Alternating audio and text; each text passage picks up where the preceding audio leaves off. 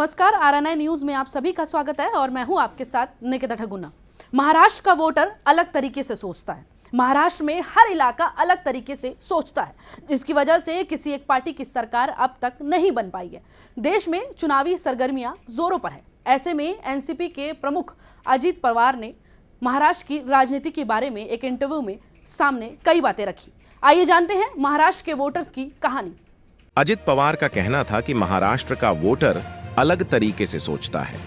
महाराष्ट्र में हर इलाका अलग तरीके से सोचता है, जिसकी वजह से किसी एक पार्टी की सरकार नहीं बन पाई। एक तरीके से उनकी तरफ से ये मैसेज देने की कोशिश की जा रही है। ये बीजेपी के साथ जाने में उनकी भूमिका को एक्सप्लेन करने की कोशिश है, जिसे महाराष्ट्र की पॉलिटिकल रियलिटी के आधार पर पेश कर रहे हैं। दरअसल उनसे पूछा गया था कि जिस तरीके से नीतीश कुमार, मायावती, अखिलेश, जयललिता, स्टालिन, केजरीवाल इन लोगों ने अपने बलबूते पर अपने प्रांतों या राज्यों में सरकारें बनाई, उस तरीके से महाराष्ट्र में क्या यहां की राजनीतिक पार्टियां विपक्ष के रूप में काम करने में सक्षम नहीं है, जिसकी वजह से महाराष्ट्र में की किसी एक पार्टी की सरकार नहीं बन पाई? इस पर अजित पवार का कहना था कि महाराष्ट्र का वोटर अलग तरीके से सोचता है।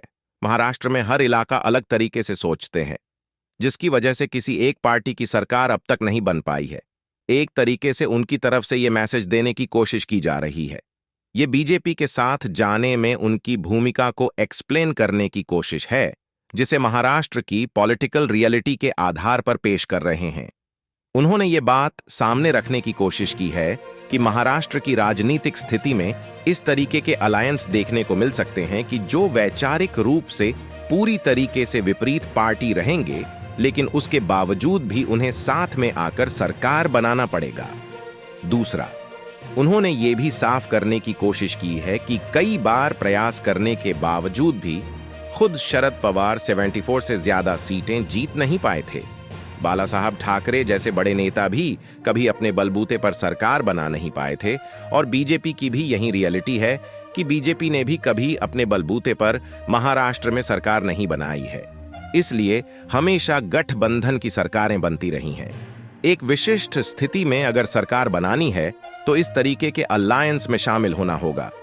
दूसरी तरफ उन्होंने इस बात पर भी जोर दिया कि एनसीपी ने जब शिवसेना के साथ सरकार बनाई थी तब सेक्युलरिज्म का मुद्दा क्यों नहीं उठाया, क्योंकि शिवसेना भी एक हिंदुत्ववादी पार्टी के रूप में मानी जाती है।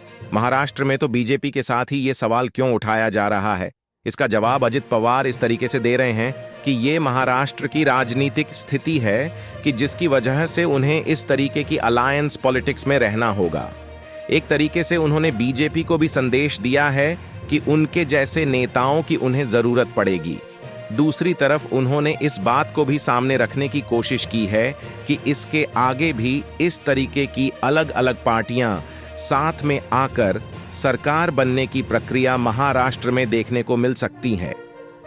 ऐसे समय में जब लोकसभा चुनाव जब चरम पर है, मोदी मैजिक की बात देश में की जा रही है, तब महाराष्ट्र में अलायंस पॉलिटिक्स की बात को सामने रखना यह दिखाता है कि महाराष्ट्र जैसे राज्य में बीजेपी को अभी अजित पवार हो या एकनाथ शिंदे हो या किसी और पार्टी का सहारा लेकर ही लोकसभा या विधानसभा की राजनीति करनी पड़ेगी। उसका मैसेज अजित पवार के स्टेटमेंट से मिलता है।